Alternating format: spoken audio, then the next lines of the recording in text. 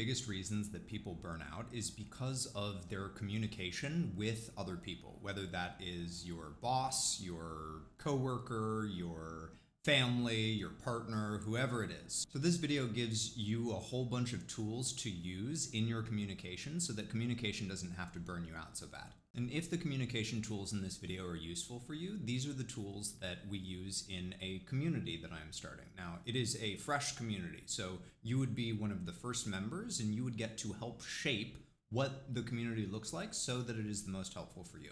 And one of the reasons that I started this is because as of right now, my one-on-one coaching has about 20 plus people on the wait list.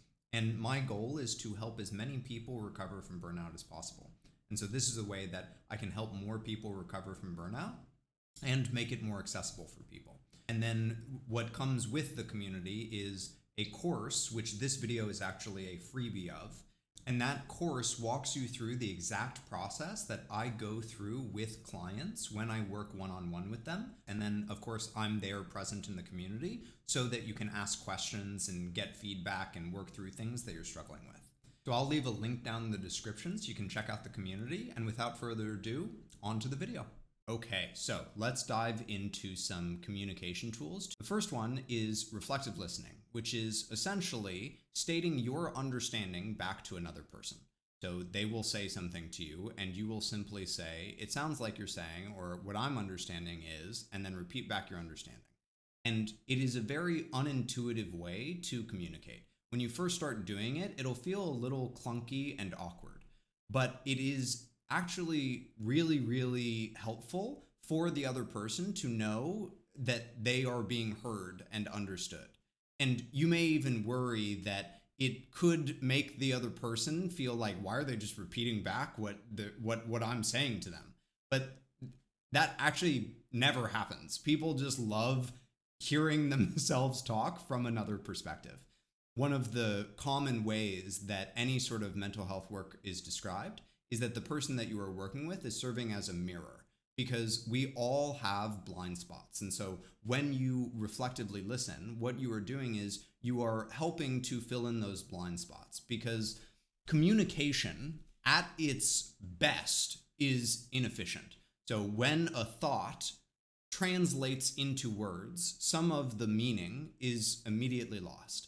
And then as it goes from your mouth into their ears, more of the meaning is lost, because then it gets filtered through all of their own internal experiences. And then they have to translate it into their own understanding.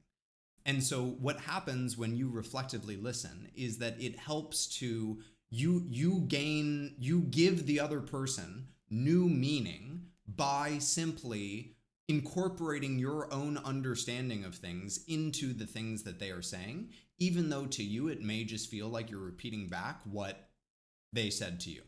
So for instance, if somebody said to me, I just can't get myself to do my chores, I might reflectively listen by saying, it sounds like it's incredibly hard to do your chores. And usually what happens when you reflectively listen is that people start to open up more, just like with validation, which is actually another communication tool. I just give it its own section because it is such an important communication tool.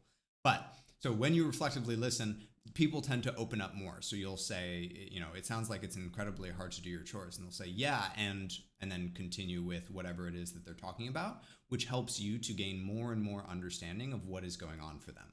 Which again, when we are working with your counsel, is the whole point. We are trying to understand them as thoroughly as possible so that we can start to help to meet their needs. Now, the thing that pairs great with reflective listening, it's sort of like peanut butter and jelly, are open-ended questions. And open-ended questions are exactly what they sound like. They are questions that are open-ended. So there's sort of a tier list of questions. There's yes or no questions at the bottom of the tier list, which just have the answer is yes or no. There's multiple choice questions where it's like, are you feeling this way? Are you feeling this way? Are you feeling that way? And they can sort of choose from the options that you lay out for them. And then there's open-ended questions, which is just usually questions that start with who, what, when, where, or why. And the reason that we want to ask open-ended questions is because it gives people more room to explore. Again, what we are trying to do is to help the council member or the person that we're talking to in our lives get a better understanding of what is going on for them. Like, we're trying to understand them better. And in doing that, they actually need to understand themselves better. And so if we can't understand something, it's actually very possible that they don't understand it either. And by asking open-ended questions, it gives them that room and permission to explore. Of like, what is this like for you? How does that work? What makes you do this, etc. Questions like that. Now, usually when we ask open-ended questions, we want to avoid using the word why. Now, this isn't a, concrete rule. You can absolutely ask why questions. But the reason that we typically try to avoid why is because it just has a tone to it. It can come across as a little bit more accusatory. Why are you doing it like that? Versus, oh, what made you do it that way?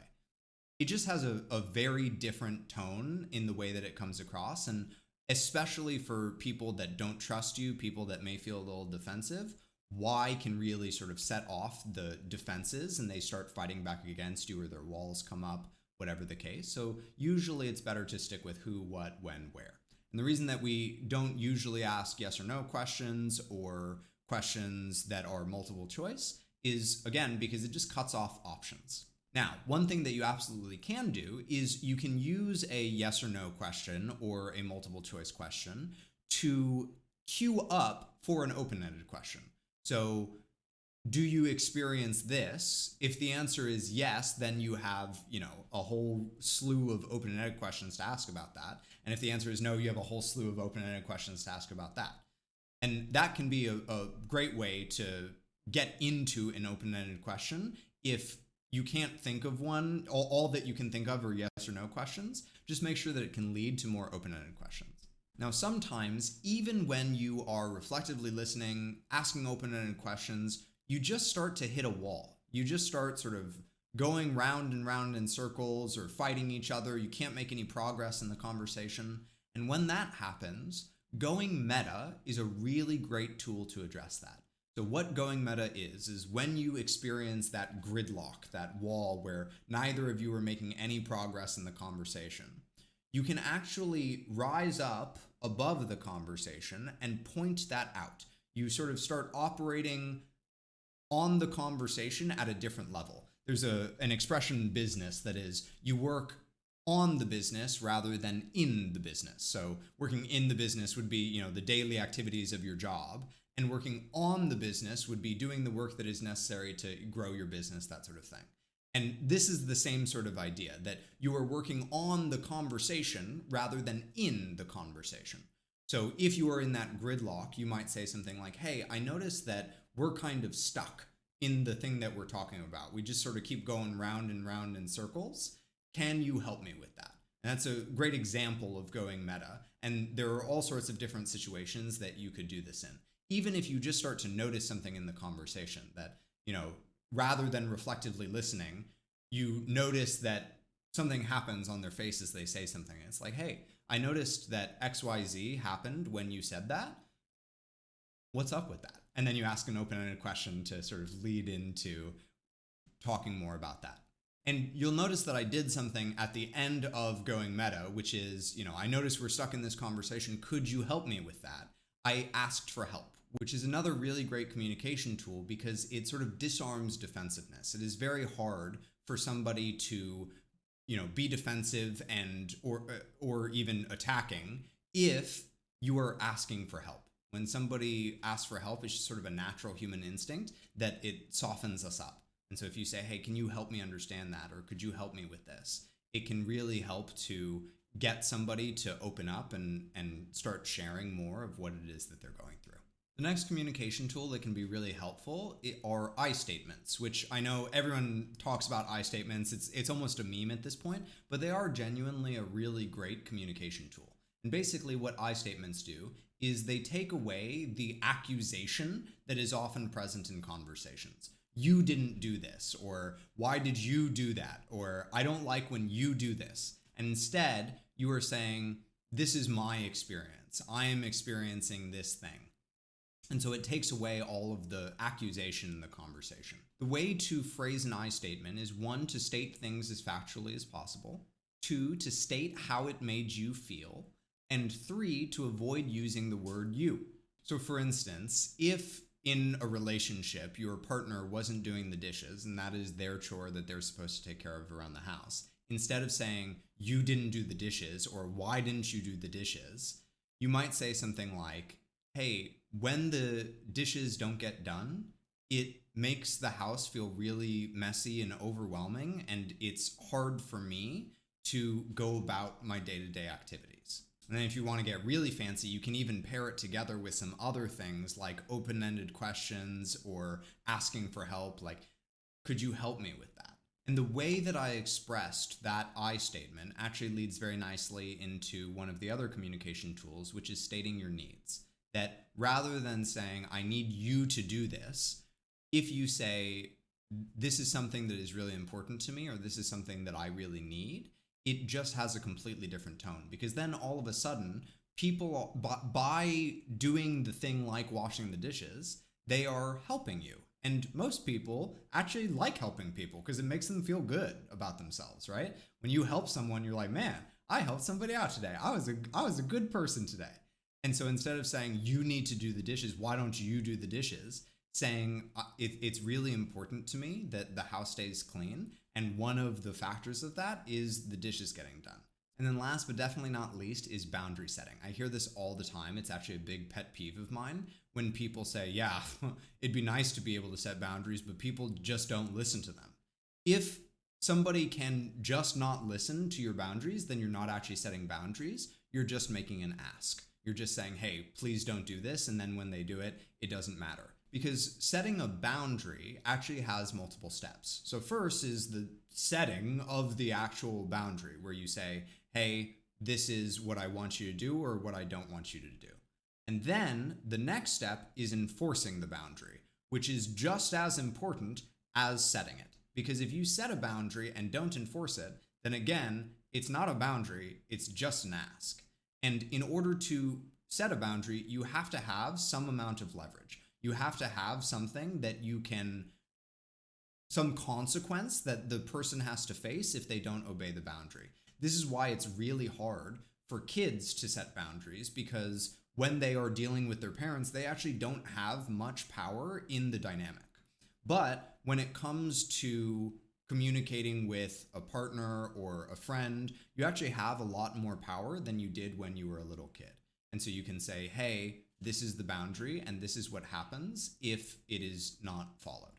So a good example of this is, let's say that whenever you talk to your parents as an adult, they ask you about your job and it makes you feel like you're not doing good enough. It makes you feel like, all that they care about is your job. And so a boundary might sound like, hey, mom, dad, I would really appreciate if when we talk on the phone, if you didn't ask me about my job, because it makes me feel like that's all that matters to you and you're not interested in the rest of my life.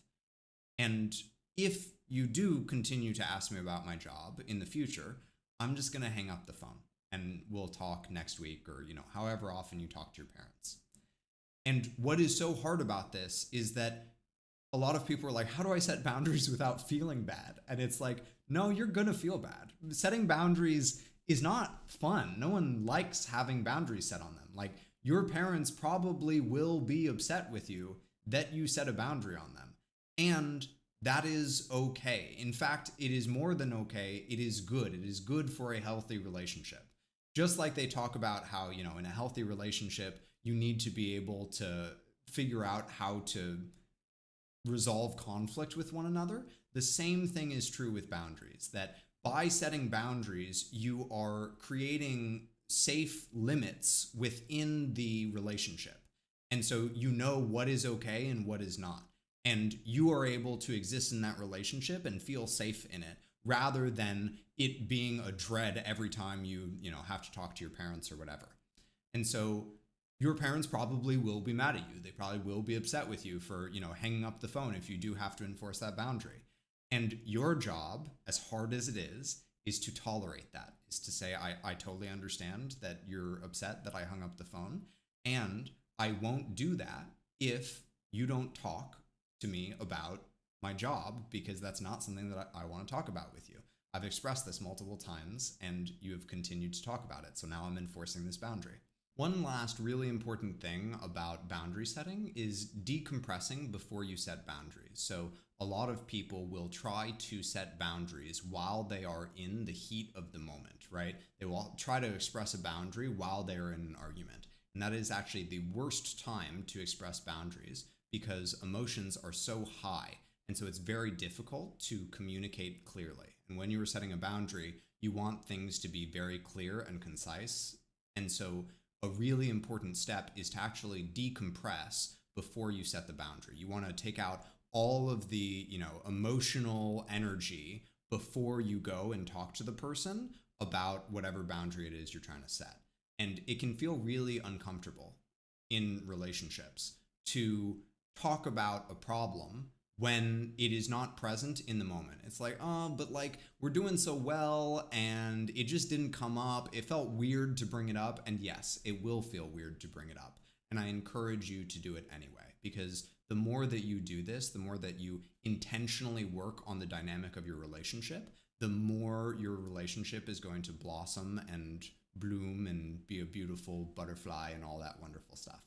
So here is the worksheet for the communication boundaries. So first, I just want you to practice using these tools. You can practice using these tools with your counsel. You can practice using these tools with other people in your life. And I listed out the tools here. So practice reflective listening, open-ended questions, validation, I statements, going meta, asking for help, stating your needs, and boundary setting. And reflect on how those practices go here. You can also do things like writing out example I statements. And then the second question here is identifying the boundary. So the rest of this really has to do with boundary setting. So identify the boundary. What boundary is it that you would like to set? So mom, dad, please don't talk to me about please don't only talk to me about my work. Please don't make the first thing that you ask me to be my work. And something that I didn't mention earlier is only state a boundary and enforce a boundary that you know that you can actually reliably enforce. Because if you state a boundary and then allow people to walk over it, don't enforce the boundary, what you are teaching people, purposefully or not, is that they can walk all over your boundaries. And so if you're going to set a boundary, make sure that you can stick to it. The third thing is decide on boundary enforcement. So how is it that you are going to enforce the boundary? Write that down. And then the last one is decompress before boundary setting. What emotions need to be processed so you can be cool, calm, and collected during the boundary setting? How are you going to go about doing that? Do you need to talk with someone? Are you going to go through that process yourself? Do you feel confident in your ability to process emotions yourself to be able to do that? Write all that out, and that's the worksheet. So that is the slew of communication tools. Hopefully that is helpful for you. There's a technique that I use with clients called thread hunting, and that's what we're going to walk through in the next module. So I'll see you there. It's Future Sean again. Hello. If you'd like to continue with the course, the link for the community is down in the description. The course is included with it, and I'll be there to help you along the way.